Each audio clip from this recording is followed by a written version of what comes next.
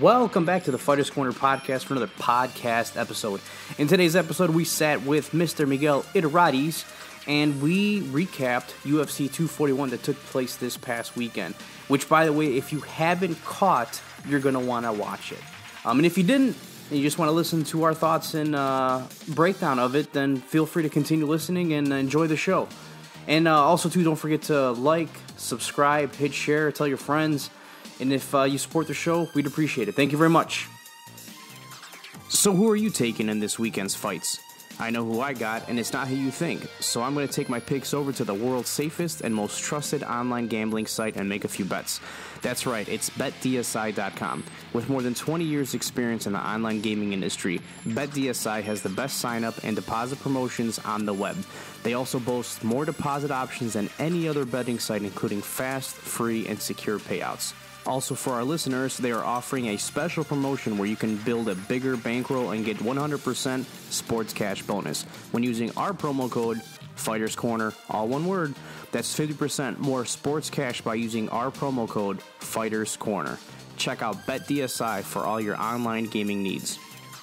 This episode is sponsored by B2 Digital. B2 Digital is doing some really cool things in the mixed martial art world. They're kind of creating a farm league for the bigger shows, and they are listed on a publicly traded company, listed on a stock exchange, BTDG on the stock exchange. They support our show. Guys, please, if you guys like this show, please give them a look, and if you can throw some support their way, man, it'd be greatly appreciated. Also, please don't forget to subscribe, hit like, share, all because you can find us on iTunes, Spotify, Radio Player, iHeartRadio, SoundCloud, TuneIn Radio, and the guy sitting next to you on the train is probably listening to us too. And if you can, show us your support by finding us on Patreon, where you can let us know how much you love us.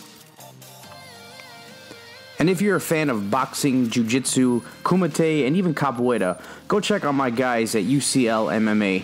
These guys are the heavyweight champions of mixed martial arts shows. And if you think you're the next Johnny Lawrence, go to their website at uclmma.com, shoot them an email and tell them John sent you before asking their matchmaker that you want to defend your All-Valley Karate Championship versus one of their fighters. That's uclmma.com. Welcome back to the Fighters Corner podcast. With me is... I think my name is Mike Davis. And on the phone is... Miguel Iturralde. Yeah, he identifies himself as Miguel Iturralde. Binary Miguel Iturralde. Yeah. Miguel, is it Miguel Iturralde or is it Miguel Iturrate? Zer, please tell us. How do you... You could go Iturrate if you wanted to do it authentic and stuff like that, but I'm used to the Iturralde version. Should we do a Spanish update one day? We could do a Spanish update. Just me, you, and Miguel. Yeah. That'd be pretty cool. It'd be butchered on our end. The only one that could really carry it is Miguel, but he'd understand what we were saying. It'd be ¿Cómo está usted? So Miguel, how do you say your name? And it's like what was spoken in your house, like when your mom was yelling at you. Miguel. Miguel. Cállate That's la it. boca. Yeah. Miguel Iturrate. That's the pronunciation we have. Yeah, John always goes like an Asian version of it. I think he's a little insensitive when he does that. I believe it'll haunt him later on in life. When his tapes come up. The far left finds them. The Chicago version of Miguel is Miguel Iturrate. Iturrate, yeah. Iturrate. Yeah. Iturrate. The New York version. The Iturrates. Yeah, Iturrate. Miguel Iturrates. Well, we had we're attempting to do an MMA update here, and I'm going to try to take control of this conversation. The train, Miguel. Yeah. So, all right, we got 241, man. You know what, man? Here, Miguel, before we kick off 241, I'm going to just tell you, out of the 5... Did it live up to the hype? I'm going to get there. Out of the 5 events that were broadcasted on the pay-per-view... Out of the 5 fights that were put on display for the broadcast, 3 of them were a decision, and 2 of them ended. And typically, on paper, when I tell you those results, you're probably thinking, that doesn't sound... No, you get a little bit of everything. I'm okay with that. Yeah, but if I tell you that, you're like, the casual fan... The casual fan wants always knockouts or submissions. Some of the most exhilarating fights in MMA and boxing go 2 minutes, and that's it. Right. And it's 2 guys just... going, we can either do this over 15 minutes or we can figure it out in 2. But the decision always is like a double-edged sword because it can either go boring, Yeah, or a bad call by judge. You get two wrestlers or two high-end jiu-jitsu guys that could be problematic. Hey, it went 3 decisions and 2 stoppages. I think that sounds like a solid card to me. Well, I think the casual fan probably wouldn't think that. You and I probably would. Well, what do you think? What do you think the mix is? The casual fan wants to probably see 4 or 5 knockouts or 4 or 5 finishes. Submissions. I can see that. But the way that I seen the event, man, I honestly think not only did the event have a Fight of the Year candidate, it was the event of the year. It was a phenomenal card. Well, they advertised it as the event of the year, and you know what, man, it lived up to the hype. You know what? And I think a formula behind it is and we talked about this in our last MMA update. Mm-hmm. The odds were very, very tight, like across the board. I want to say the top 3 fights were really, really close, and that translates to a very, very close and competitive card. What'd you think about the card, Miguel? 241. Let me have it. Yeah, I think it did live up to the hype, and I think, the close matchmaking definitely has an effect going in because, you find more of a discussion around, who's going to win. The bottom line is Mike described, the 2-minute whirlwind of a fight. In many ways, we got that the first time that Miocic met Cormier, that we got it done relatively quick. But if you do break down the little window of time that we had in that fight, Miocic did fight with a relatively good game plan.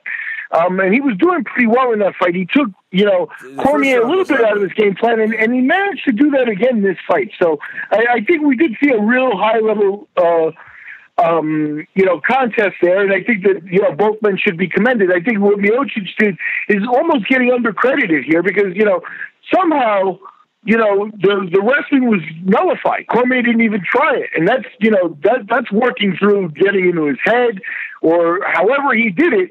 But that's the way it went. And at the end of the day, he even got a takedown on Daniel himself, which started to send the message, heading into the final round that Miocic was still in the game. Well, statistically, Cormier was winning that fight. He absolutely was. And, that first round, had Cormier stuck with his wrestling, I think we'd be reading about a different result today. Possibly. But his striking was phenomenal. I mean, the way how he was landing them on Stipe. Dude, man, he could have been doing that in the 3rd, 4th, and 5th round. The first 2 rounds, he should have been laying on top of him and just smothering him, trying to take his soul. Because at the end of the first round, when Stipe got up, he didn't look good. Yeah. He recovered in the corner, pulled it together, but he was having lots of issues. Yeah. Miguel, were you surprised by the result? It was a pick-em fight. I got to be honest with you. I did have this scenario as one of the potential scenarios, and that was that Miocic was going to execute a game plan when it came down to it, and that he was going to have the freedom to do so. So that was one possibility I thought that it could happen. So I wasn't completely surprised, but I did, when leaning, I was leaning Cormier's way before the fight. I think also, too, that this result was the best thing that could have happened to the heavyweight division. Essentially, it completely eliminated John Jones from, 1, moving to heavyweight, and 2, getting his rematch against Cormier. Well, I think right now, all right, I'm going to sort of stay on the same topic, but I'm going to change lanes for a little bit. Joe Rogan broke his rule. Which is interviewing a fighter. Yeah, that was surprising. You know what? It's funny you bring that up because I was in Louisville, Kentucky for an event, and I even said that. I go, man, they shouldn't be interviewing people that have been concussed like that. I don't know if it was a concussion, but I think and he did it the same thing. Yeah, to DC Pryor. Yeah. When he fought John Jones. Right. So I think Rogan said before on Instagram that the reason why, he's sort of defending himself, the reason why that he did that was he thought that Cormier went down because of the body shots, not because of the head shots. And he just got finished because of, the pummeling that went on. So it wasn't like a flash KO that he went down from. It was more like the body shots that sort of took him down. So with that, with Joe Rogan breaking the rule, and the way how we seen the fight end, I think when he was trying to interview him, I think he wanted to see if he was going to retire, and he wouldn't commit. He wouldn't commit to it. What? Do you know why? Because the only rubber match that makes sense right now is Jones. No, he's 0-2 against Jones. Well, it makes sense for Jones, but do you want to make sense for Cormier? fighting Stipe again because you know what? No. He can beat Stipe. No, I guarantee you. I will guarantee you with 100% certainty that the UFC will not grant that money. Will not grant. Well, then that you know match. what, man? I mean, do you know what my opinion is? You're 40 years old. Well, there's Ride out. You've two- made a ton of money. Leave. There's two options left for Cormier, and I mean the only option. So Jones and Stipe. no, Jones and Brock Lesnar.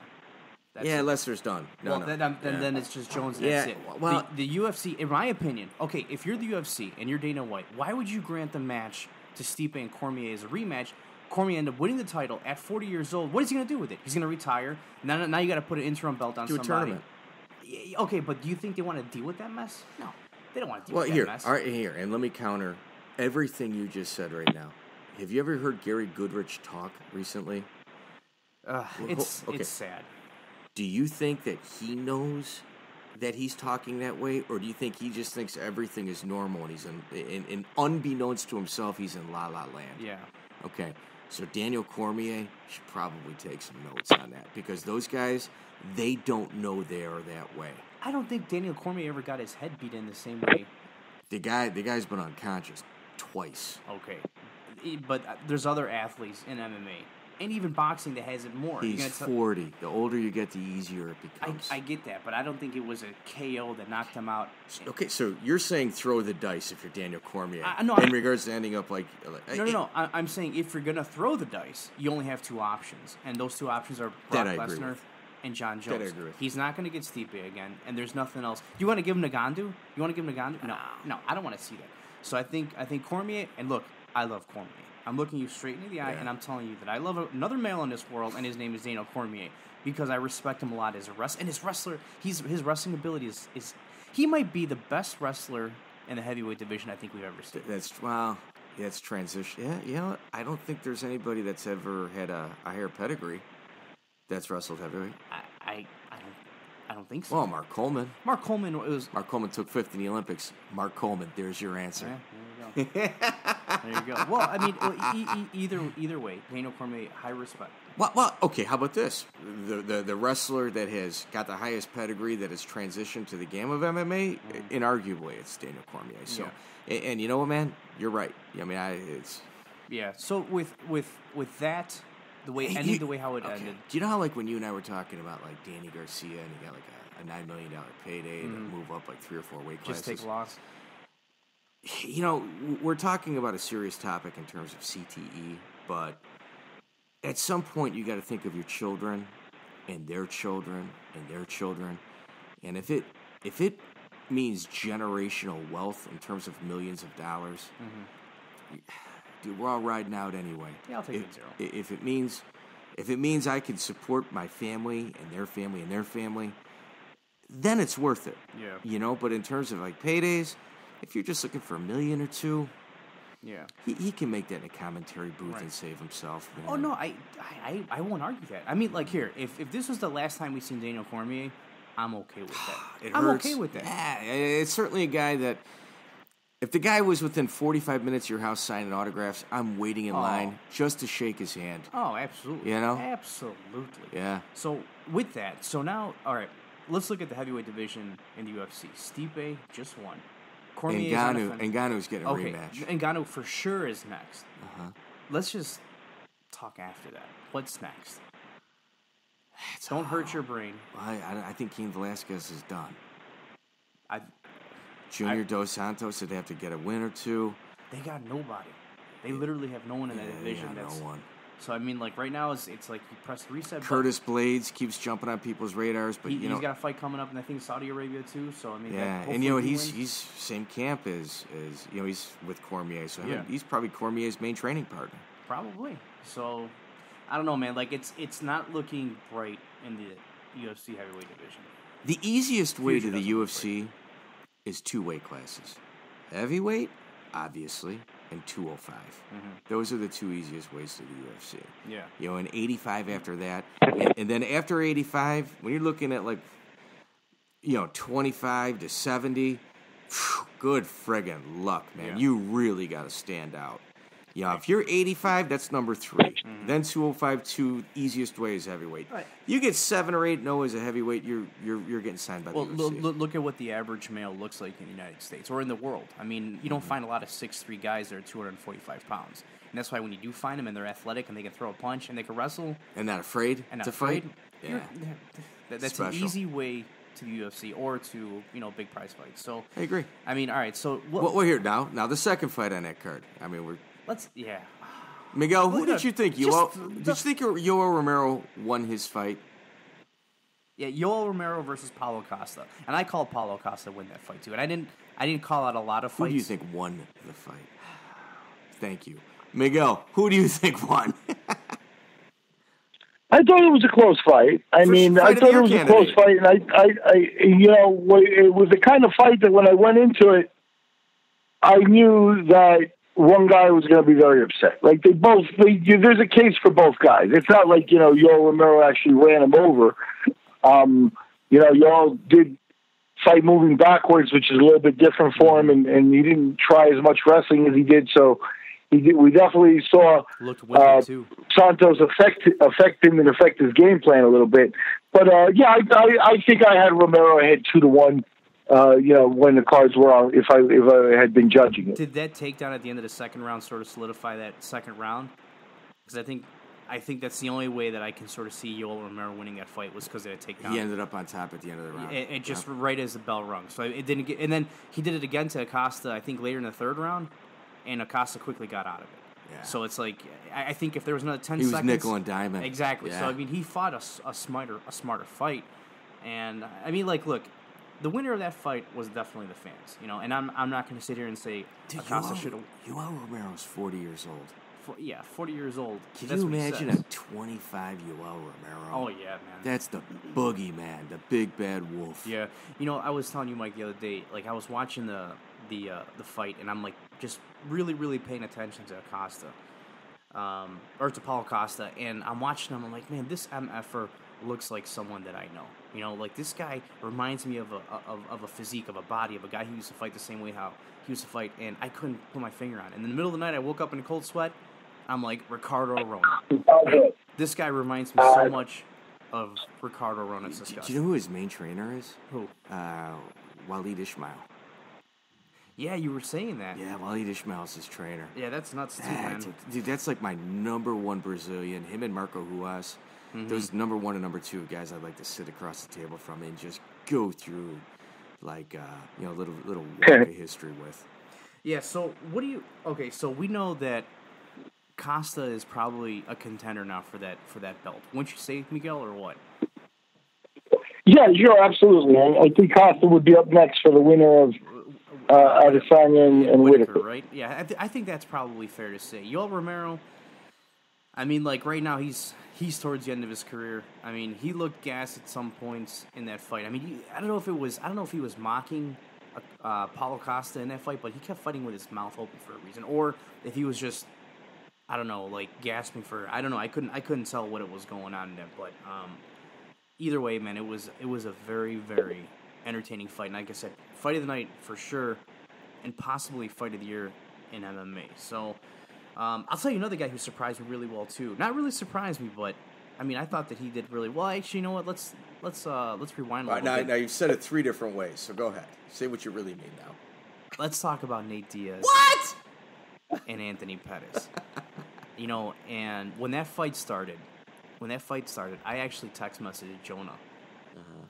And I told him, dude, Nate Diaz is going to lose this fight. You know why? Because he was fighting so lackadaisical. I'm like, this guy is acting like he doesn't care. This guy looks like he just took a fight just to take one, because he was just, it didn't look like his head was in the game for that first round.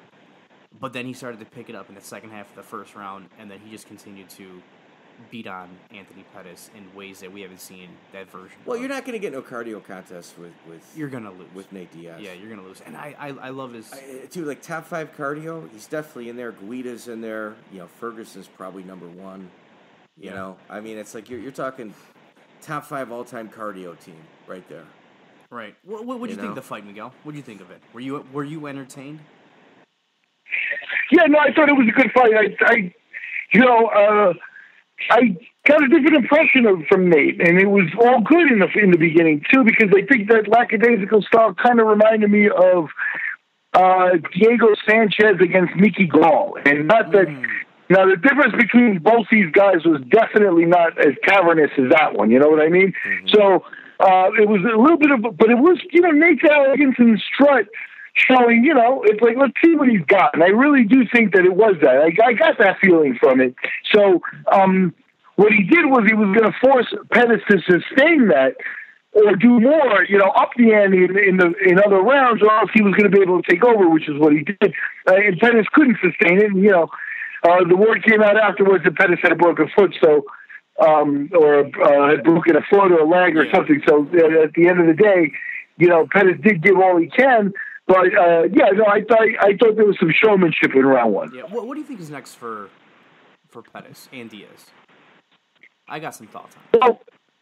Well, Diaz called out Masvidal, and that's the hot match that people are talking about. And what I find interesting and very fascinating about the whole thing, across the board, Masvidal, the UFC, and Diaz, nobody mentioned Conor.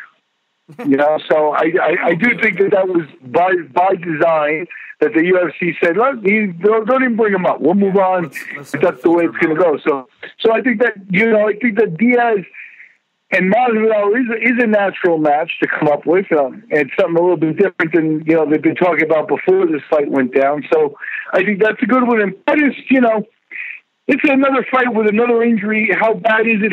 How big is it? He's been adding up a lot of injuries and stuff like that. You want to be able to walk with your grandkids. Right. You know what? Let's also kind of put this in the proper context as well. Dana White's not the type of guy that wants people to matchmake for him. Mm-hmm.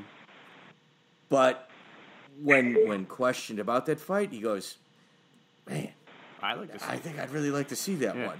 It's like, they made the decision for me. Yeah, it was interesting. It was a good night of fights, man. And I'll tell you, Dana keeps maturing as a person. Like maybe he's just not as intense as he used to be, but he's still making the decisions. Properly. So yeah. No, I'd pay to see that fight too, man. I mean, that's something else that makes things very, very interesting.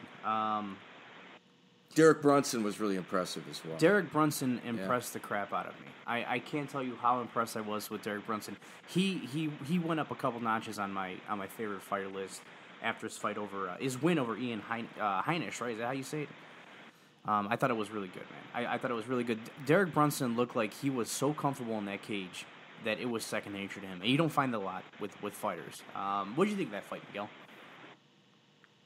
Yeah, I thought it was, Brunson showing some maturity in the octagon. He was usually the kind of guy that came and relied on athleticism and pressure. And at this point, he's fighting with a game plan. And when he exposed, his opponent, Heinrich, this one, it was Heinrich who showed really he was looking to line up one big punch and really didn't have more depth than that. Yeah, no, he didn't land it either, man.